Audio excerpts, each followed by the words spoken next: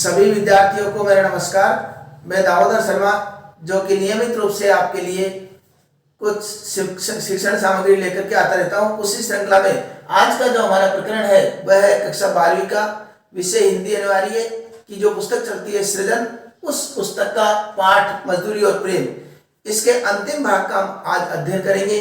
अगर आप पिछले भागों से अब तक वंचित है तो पहले आप पिछले भाग अवश्य देखें और आपकी सुविधा के लिए मैं उनका लिंक डिस्क्रिप्शन में दे दूंगा, वहां जाकर के भी आप देख सकते हैं। और एक बात और कि ये जो बोर्ड पर जितनी भी सामग्री गद्यांश से संबंधित लिखी जाती है, ये उस पाठ की महत्वपूर्ण बातों में से ही कुछ बातें, नोट्स, मुख्य बिंदु वो आपके समक्ष यहाँ पर लिखे जाते हैं, इसलिए इनको भी अपनी कॉपी में अवश्य नोट करें।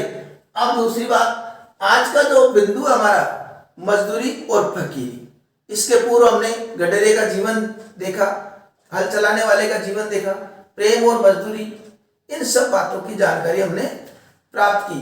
आज हम फकीरी, मजदूरी और फकीरी, वास्तव में फकीरी होती क्या है, जिसे बोलते हैं ना वह फकीर है। फकीर का मतलब जिसको संसार से कुछ लेना देना नहीं है, सांसारिक मोह माया उससे काफी दूर रहता है और अपने कर्म में ऐसा लीन हो जाता है कि दक्षित होकर के अपना कार्य करता है। इस पाठ को प्रारंभ करें उसके पूर्व से मिलती जुलती एक छोटी सी कहानी मैं आपको सुनाता हूं कि भगवान दत्तात्रेय का नाम सुना होगा। इनके कुल 24 गुरु माने जाते हैं। अब क्या हुआ कि एक बार भगवान दत्तात्रेय को राजा ने अपने जो शोभा यात्रा है, जुलूस है, उसके लिए आमंत्रित किया, लेकिन कुछ कारणवश थोड़े वो विलंब हो गए।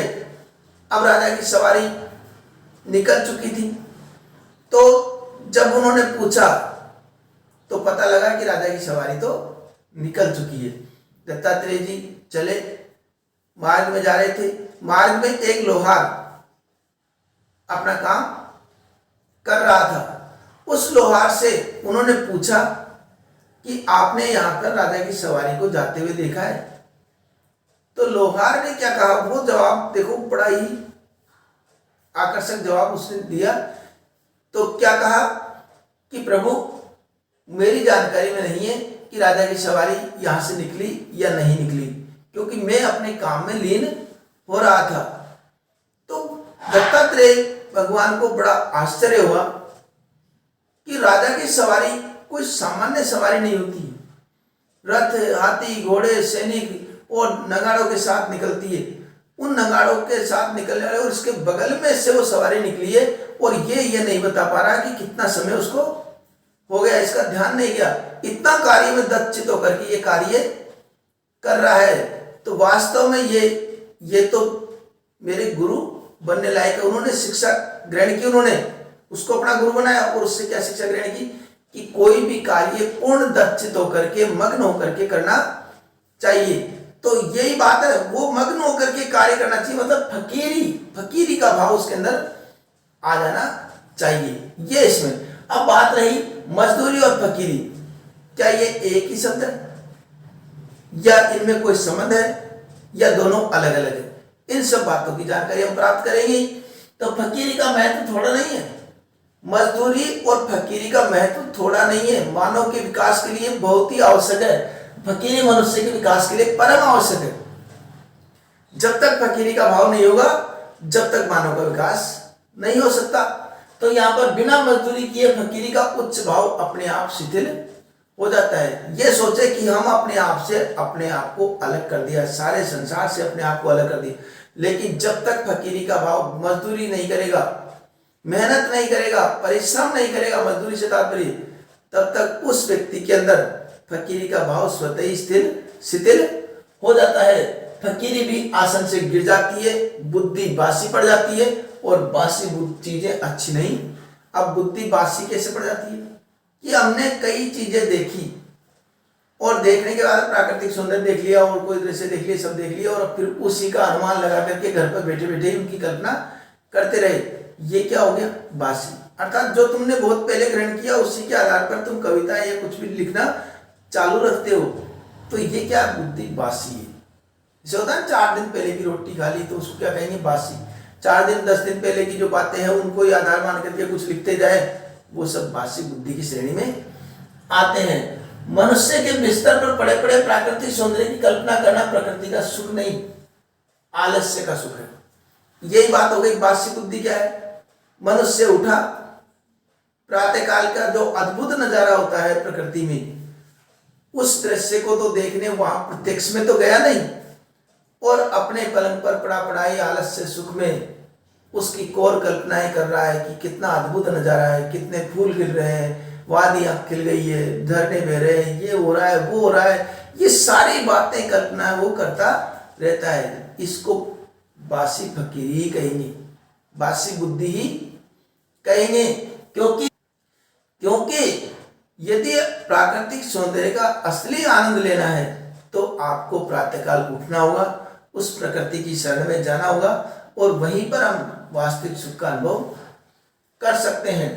निकम में बैठे हुए, अगली बात कहते हैं, निकम में बैठे हुए चिंतन करते रहना अथवा बिना काम किए शुद्ध विचार का दावा करना मानो सोते खर्राटे बना।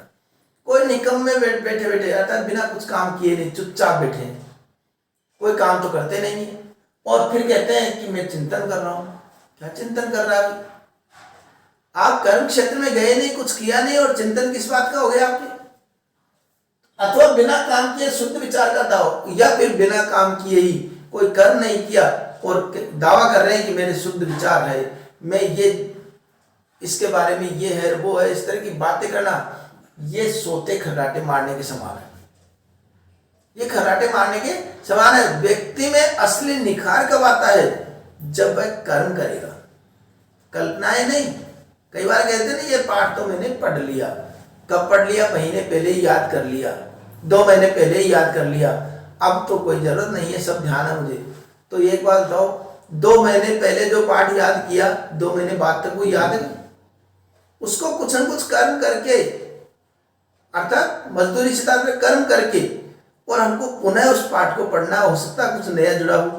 कोई भी शिक्षक भी अगर पढ़ाता है तो ये सोचे हम तो पूरे ज्ञाता है, सब पढ़ लिया हमने, और हम अब तो कुछ पढ़ने की आवश्यकता ही नहीं, अब तो पढ़ाने की जरूरत है, तो ऐसा शिक्षक भी सफल नहीं है। अगर उसे शिक्षा देनी है तो कुछ जो नवीनीकरण आता जा रहा है, उस नवीनीकरण की भी जानकारी रखना उसको आवश्यक है, तब जाकर वो सफल शिक्षक हो सकता है। वैसे ही हर व्यक्ति जब तक कर्म करेगा तभी उसके अंदर निखार आता है, और कर्म भी बिल्कुल फकीर भाव से कर्म करेगा तब जाकर वो श्रेष्ठ करेगा। जब तक पंडित मौलवी पादरी इत्यादि मजदूरी नहीं करेंगे तब तक आलस्य जाने का नहीं है। देखो जितने भी पंडित मौलवी पादरी चर्च के और जो भी है विद्वान, ये अपने आप को जब तक कहते हैं कि हमको हमारे अंदर तो बहुत ज्ञान है, अब हमको ज्ञान प्राप्त करने की जरूरत नहीं है, तब तक ये जो है आलस्य जाने का नहीं है। आलस्य तभी जाएगा जब हम कुछ कर्म करेंगे। केवल पुरानी बातों को याद रख के हमें सोचे ज्ञाता है, ये बिल्कुल गलत है। मजदूरी तो मनुष्य की समष्टि रूप का व्यापक रूप है, व्यष्टि रूप है। अगर देखा जाए तो एक मनुष्य क्या है? मजदूरी क्या है? वास्तव में देखा जाए तो संकीर्णता से व्यापकता की ओर ले जाती है। हमारे मन में उच्च विचार स्वतः ही आ जाते हैं। कर्म करने की भावना अगर मन में हो तो स्वतः ही उच्च विचार अपने आप ही आ जाते हैं। सच्ची मित्रता ही तो मनुष्य की सेवा है। अगर वास्तव में देखा जाए तो सच्ची मित्रता ही मनुष्य की सेवा है, और सच्ची मित्रता वह होती है, सच्ची सेवा वह होती है जो बिना किसी जाति, धर्म, लिंग, क्षेत्र, इन सबको आधार माने बिना दूसरे की सेवा के लिए तत्पर हो जाना, यही सच्ची मित्रता है। ये नहीं देखते कि कोई भी अगर घायल पड़ा है उसको देखा कि कहीं अपना परिचित तो नहीं है, और परिचित हो गया, परिचित मिल गया तो उसकी सेवा कर दी, अपनी जाति का हो गया तो उसकी सेवा कर दी, और लगा कि कहीं दूर तक कोई रिश्ता नहीं है और हम उसको छोड़ करके आ गए। लेकिन रिश्ता सब में होता है, वो किसका? मानवता का। क्योंकि ईश्वर के द्वारा बनाए गए सभी मानव वो हमारे बंधु है और हमारे भाई बहन है। इसलिए जिसको भी मुसीबत और संकट में देखे उसकी सहायता अवश्य करनी चाहिए। तो यहाँ पर जो बात बताई वही भी है, ये जाति धर्म इत्यादि को बिना पूछे ही अपने आप को उसके हवाले कर देना प्रेम धर्म का तत्व है। बिना किसी जाति धर्म का आधार लिए बिना केवल हमको ये देखना है कि हमारी आवश्यकता उसको महसूस हो रही है, मुझे उसकी सेवा करनी है, मुझे उसकी सहायता करनी है, तब जाकर के वो सच्चा धर्म कहलाता है। पृथ्वी अपने अक्ष पर दिन रात घूमती है, आपको पता है, और वो नित्य अपना कर्म करती है। अपने कर्म में वो कभी बाधा नहीं डालती है, कभी रुकती नहीं है। और सोचो जिस दिन वो कर्म करना रुक जाए तो क्या होगा इस सृष्टि का। इसलिए व्यक्ति को भी उसी प्रकार प्रेरणा लेते हुए कर्म करते रहना चाहिए। कभी अपने आप को निष्क्रिय नहीं बैठाना चाहिए, निष्क्रिय होकर के नहीं बैठना चाहिए। मजदूरी करना जीवन यात्रा का आध्यात्मिक नियम है। अगर देखा जाए तो मजदूरी अर्थात कर्म करना तो जीवन यात्रा का एक नियम है। व्यक्ति इस संसार में आया है तो उसे कर्म करना ही चाहिए। कोई न कोई कर्म, अच्छे कर्म और मजदूरी, मेहनत, अपने आप को तपाना, ये सब कार्य उसको करना ही चाहिए। जॉन, अब इनके कुछ उदाहरण दिए, जॉन ऑफ आर्क की फकीरी और भेड़े चराना, ये जितने भी महान व्यक्ति है उनकी एक विशेषता बताइए। विशेषता ये कि जॉन ऑफ आर्क का भेड़ चराना, उसकी फकीरी, और टॉलस्टॉय का त्याग, जूते गांठना। तो ये जूते जोड़ना टॉलस्टॉय का ही काम क्या है कि अपने आप को किसी कर्म में लगाना, कुछ कार्य में लगाना, ये उनका है। उमर ख्याम का प्रसिद्धता पूर्वक तंबू सीते फिरना, और ये जो महान हस्तियां है ये चाहती तो बैठे बैठे भी खा सकती थी, इनको क्या कमी है, बैठे बैठे भी आराम से खूब जीवन इनका कटता, आलस्य में भी। लेकिन इन्होंने ऐसा नहीं किया, इन्होंने कर्म पर विश्वास किया, और ये कर्म पर ही विश्वास करने का परिणाम है कि वह निष्काम कर्म करते रहे। गुरु नानक और श्री कृष्ण का मूक पशुओं को चराना। गुरु नानक और श्री कृष्ण को आपने सुना होगा कि श्री कृष्ण गायें चराते थे, ग्वाले थे।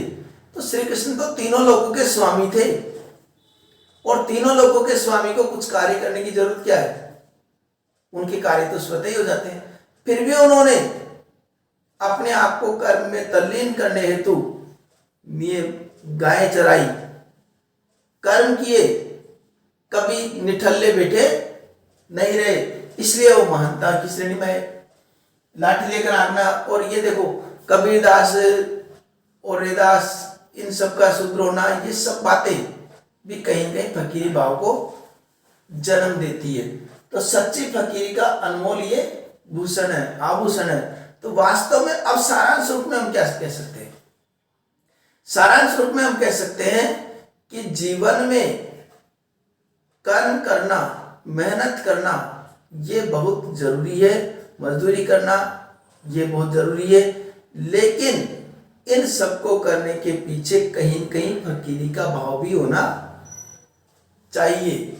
जब तक फकीरी का भाव हमारे हृदय में जन्मेगा नहीं, जब तक हम इस मोह माया में अपना पराया इन सब में उलझते रहेंगे, तब तक हम अपना कर्म भी श्रेष्ठ रूप से नहीं कर सकते। और जिस दिन हम घर में बैठ गए और घर में बैठ करके ही प्राकृतिक सौंदर्य का आनंद लेते रहे, तो वह आनंद, सौंदर्य का आनंद, वह आनंद नहीं कहलाता, वो तो एक बासी चीज कहलाती है। तो वो बासी बात, बासी इसलिए कहा है कि कई दिनों पहले देखी हुई चीज की कल्पना करने के बाद में हम उसी के सुख में डूबे रहे, कहीं बाहर नहीं जाए, तो ये क्या है, बासी।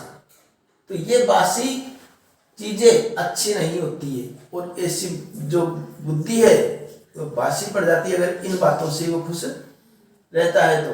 तो यहाँ पर मजदूरी और फकीरी शीर्षक का हमने अध्ययन किया।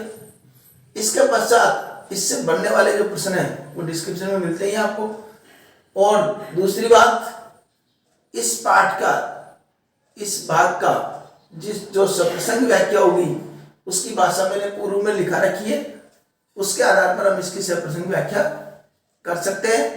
तो एक बार उसकी भाषा में बोल देता हूं पुनः कि पहले प्रसंग लिखेंगे, उस प्रसंग के अंतर्गत ये लिखेंगे कि प्रस्तुत गद्यांश हमारी पाठ्य पुस्तक सृजन के अंतर्गत मजदूरी और प्रेम नामक पाठ से अवतरित है और इसके कवि और इसके लेखक जो है वह है सरदार पूर्ण सिंह। इसमें मजदूरी और फकीरी के बारे में बताया गया है और व्याख्या हम प्रारंभ करेंगे। व्याख्या जिस प्रकार बताई है विस्तृत रूप से, उस व्याख्या को हमको करना है। और विशेष के अंदर हमको जब लिखे विशेष, तो यहाँ पर विशेष में भाषा सरल सुबोध और बोधगम्य है। उपसर्ग प्रत्यय युक्त शब्दावली का प्रयोग किया गया है। इसके अलावा मजदूरी और फकीरी में जो संबंध है उसका बहुत सुंदर चित्रण इस पाठ में हुआ गया है, इस गद्यांश में किया गया है। ठीक है, इस प्रकार विशेष लिख देंगे। आशा करता हूं आपके गद्यांश भली प्रकार समझ में आ गया होगा। ठीक है, तो अगले बिंदु के साथ पुनः आपके समक्ष हाजिर होऊंगा। तब तक के लिए धन्यवाद।